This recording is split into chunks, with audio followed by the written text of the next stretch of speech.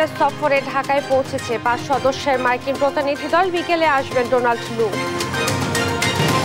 নিম্নচাপের প্রভাবে দেশের বিভিন্ন এলাকায় বৃষ্টি। চট্টগ্রাম বিভাগের 8 জেলা নিম্নাঞ্চলে বন্যার শঙ্কা। হাতিয়ে 10 ট্রলার ডুবি, 8 জেলে নিখোঁজ। সাপ্তাহিক ছুটির পর সাভার, আশুলিয়া, গাজীপুরে খুলেছে পোশাক কারখানা। কাজে ফিরেছে শ্রমিকরা, পুরোদমে উৎপাদন শুরু। গোপালগঞ্জে বিএনপির গাড়ি বহরে আওয়ামী লীগের হামলার অভিযোগ। কেন্দ্রীয় নেতা শওকত আলী দিদার নিহত, আহত অন্তত 35। 5 খলিফায় দক্ষিণ সিটির কাউন্সিলর বাবুলের চাঁদাবাজি দখলের সাম্রাজ্য, সহযোগিতার অভিযোগ সাবেক মেয়র তাপসের বিরুদ্ধে। এবং ভারতের পশ্চিমবঙ্গে আরজিকর কাণ্ডে টানা 1 মাসের বেশি চিকিৎসকদের কর্মবিরতি, বিনা চিকিৎসায় মৃত্যু 29 জনের।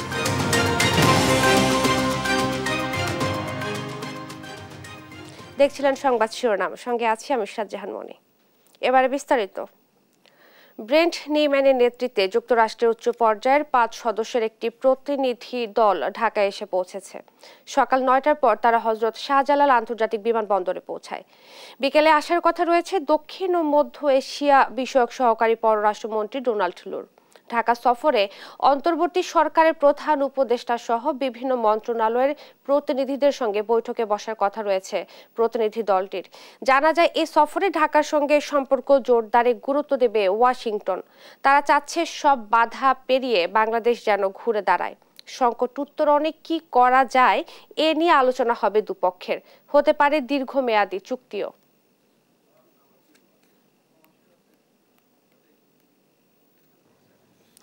চট্টগ্রাম বিভাগের 8 জেলার নিম্নাঞ্চলে বন্যা সতর্কতা দিয়েছে বন্যা পূর্বাভাস ও সতর্কীকরণ কেন্দ্র। এজন্য উপকূলীয় জেলা বোর্ডের সংশ্লিষ্ট কর্মকর্তা কর্মচারীদের ছুটি বাতিল করা হয়েছে। বন্যা পূর্বাভাস ও সতর্কীকরণ কেন্দ্র বলছে, চট্টগ্রাম, কক্সবাজার, বান্দরবান, খাগড়াছড়ি, ফেনী, কুমিল্লা, নোয়াখালী, লক্ষ্মীপুরের কিছু অংশ প্লাবিত হতে পারে।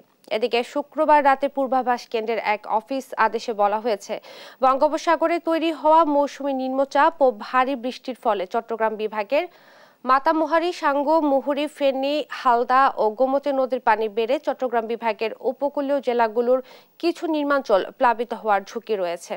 ভারী বৃষ্টিতে 2 দিন বরিশাল ও খুলনা বিভাগের নদ নদীর পানি বাড়তে পারে।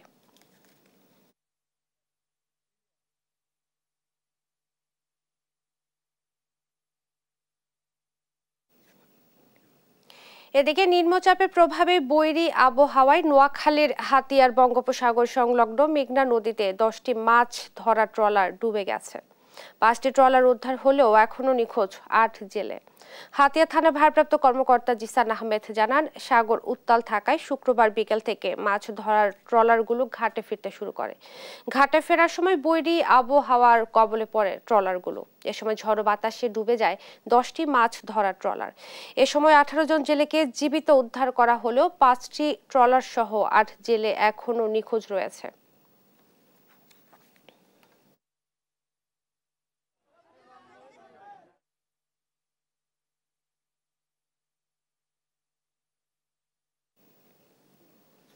অনির্দিষ্টকালের জন্য বন্ধ থাকা তৈরি পোশাক কারখানাগুলো খুলেছে আজ।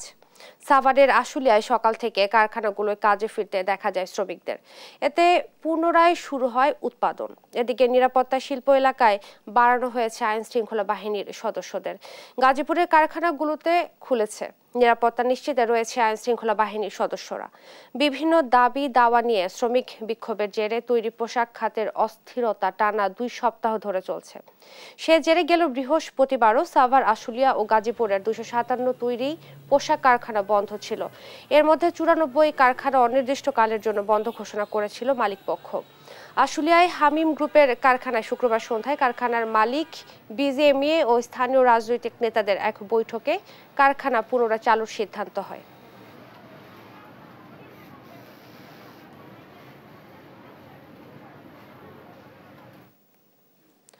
গোপালগঞ্জে বিএনপির গাড়ি বহরে হামলার ঘটনায় স্বেচ্ছাসেবক দলের ক্রীড়া সম্পাদক শওকত হোসেন দিদার নিহত হয়েছে। শুক্রবার বিকেলে সদরের ঘোনাপাড়া এলাকায় এ ঘটনা ঘটে। এতে আহত হয়েছেন আরও অন্তত 35 জন। বিএনপির গাড়ি বহরে আওয়ামী লীগ নেতাকর্মীরা হামলা চালিয়েছে বলে দাবি করে নিন্দা জানিয়েছে এবং বিচার চেয়েছেন বিএনপির মহাসচিব মির্জা ফখরুল ইসলাম আলমগীর। সহকর্মী শেখ জাবিরুল ইসলামের পাঠানো তথ্যচিত্রে সালমা জাহানের ডেস্ক রিপোর্ট।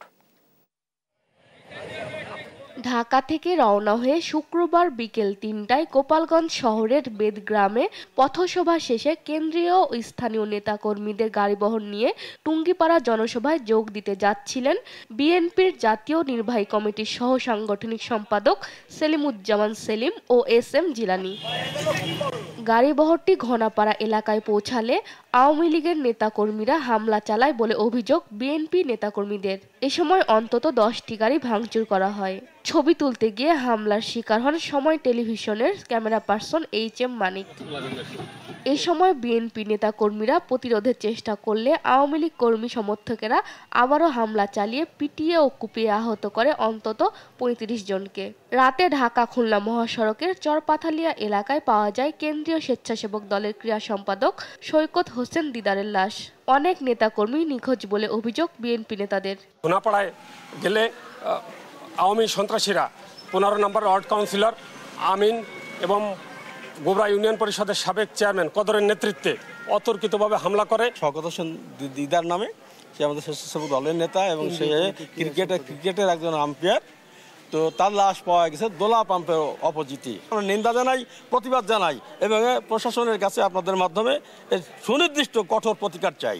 আহতদের উদ্ধার করে গোপালগঞ্জ 250 শয্যা বিশিষ্ট জেনারেল হাসপাতালে ভর্তি করা হয়।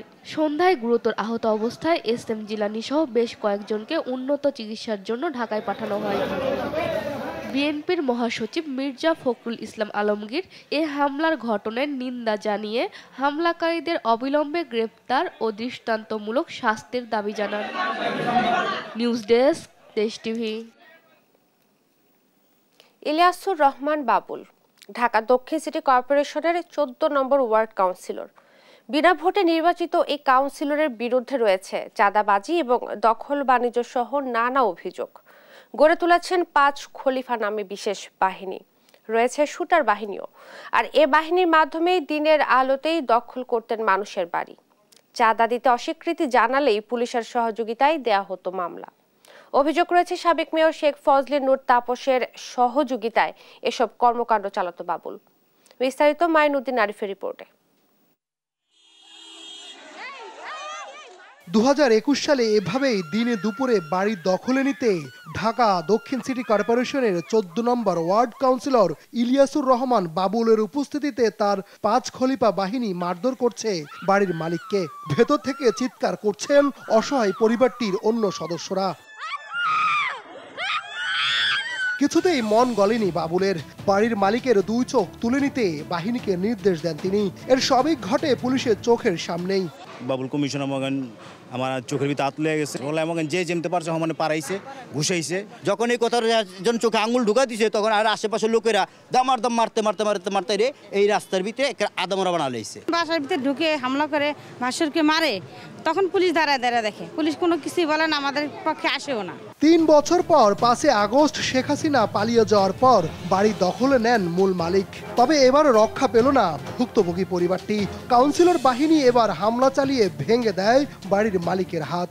আমার দেখেই দামার দাম মনে করেন 5-7 জন উড়ো দুরো মাইরা মুইরা, মানে 5-10 মিনিটের ঘটনা মাইরা আমার হাত ভেঙে ফেলাইছে। 5 খলিফা বাহিনী, যার প্রধান হিসাবে রয়েছে বাবুর্চি শাহিন, আর তার সঙ্গে আছে আলমগীর ওরফে লাড্ডু, ফরাদ, বাবু ওরফে শাক বাবু ও রুবেল।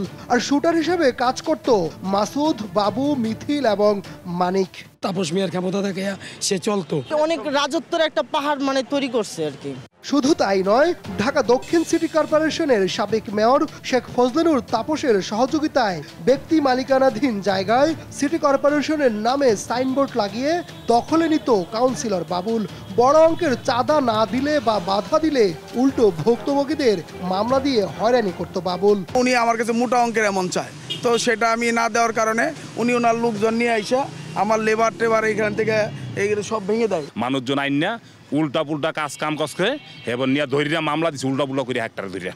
শুটার মাসুদ, বাবু, মিথিল এবং মানিক নিয়ন্ত্রণ করত বিভিন্ন ফুটপাথ এবং মার্কেটের চাঁদাবাজি। সিটি কর্পোরেশনের প্যাডে বেড়িবাঁধের টাইলস মার্কেট সহ বিভিন্ন স্থান থেকে তুলতেন চাঁদা। টাইলস মার্কেটে বিভিন্ন টাইমে বিভিন্ন ধরনের দুষ্ট লোক, সন্ত্রাসী লোক এদেরকে পাঠায়। এই যে আমি টাকা দিব না দেখা এই যে লোক যে এই নাম হলো, এর নাম বাবু, এই লোকজন নিয়ে যে আমার মার্কেটে যে অ্যাটাক করে। হাজারীবাগ থানা আওয়ামী লীগের সাবেক এই সভাপতি গড়েছেন বহু অবৈধ সম্পদ। ঝিগাতলা বহুতল ভবনে আছে বাবুলের টর্চার সেলও। এছাড়াও ধানমন্ডি এবং হাজারীবাগে রয়েছে একাধিক ফ্ল্যাট, নিজের ও পরিবারের জন্য রয়েছে বিলাসবহুল একাধিক গাড়িও। কাউন্সিলর তো সবই খাইছে এই এলাকায়।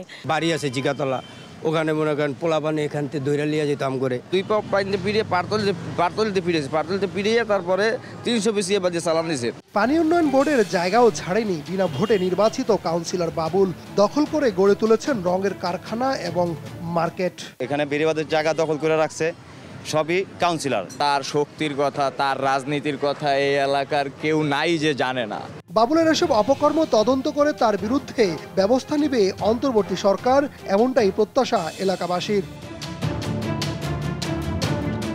মাইনুদ্দিন আরিফ, দেশ টিভি, ঢাকা। 5 আগস্ট আশুলিয়া থানায় সংঘর্ষের এক পর্যায়ে ছাত্র জনতাকে হত্যা করে আগুন দিয়ে পোড়ানো হয়। পোড়ানো সে নিথর দেহগুলোর মধ্যে ছিল রিনা বেগমের স্বামী বাইজিদ বোস্তামি। অভাবের সংসারে একমাত্র উপার্জনকারীকে হারিয়ে দিশেহারা স্ত্রী। সহকর্মী শাহিনুর রহমানের তথ্য ছবিতে ফারজানা ইসলামের ডেস্ক রিপোর্ট।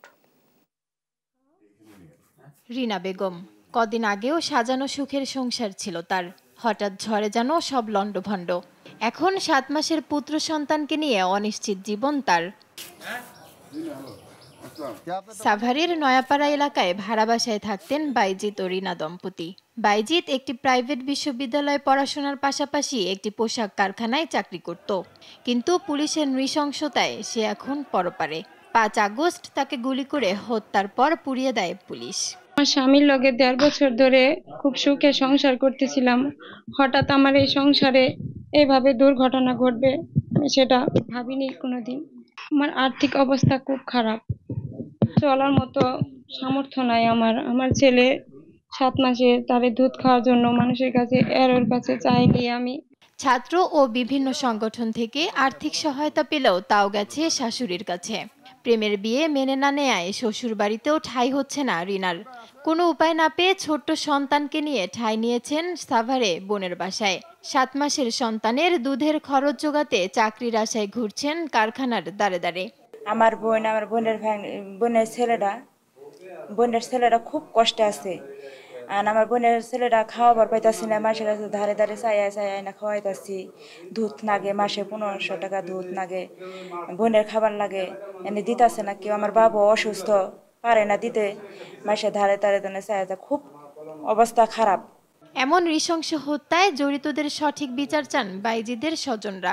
এভাবে যে মারা গেছে, এই মারার তো একটা লিমিট আছে, কিন্তু এইভাবে আগুনে পুরাই ফালাইছে এই কারণে এইটা মানে নেওয়া যায় না। এটা আমি কঠিন একটা বিচার চাই, খালি আমি না, আমার পরিবারের ব্যাগ, এই এলাকার সবাই মনে হয় যে এটার একটা বিচার চাই। 5 আগস্ট হত্যার পর আশুলিয়া থানায় পোড়ানো হয় 7 জন ছাত্র জনতাকে। এদের মধ্যে 4 জনের পরিবারের সন্ধান মেলে। পকেটে থাকা আইডি কার্ড দেখে তাদের লাশ শনাক্ত করে স্বজনরা। নিউজ ডেস্ক, দেশ টিভি।